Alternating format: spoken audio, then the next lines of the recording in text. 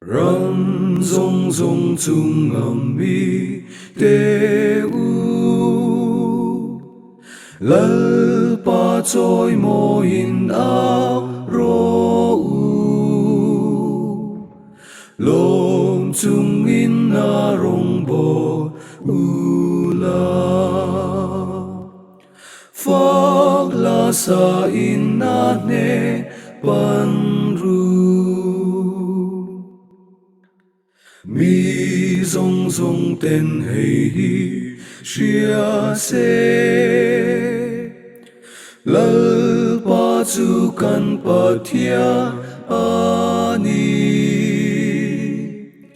min siamin amata kan di ave lai beram te kan di phak le lom tu shil chung zeli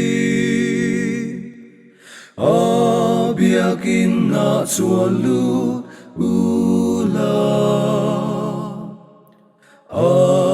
that na le ngil nei na chu cha tuan po in na dai do lo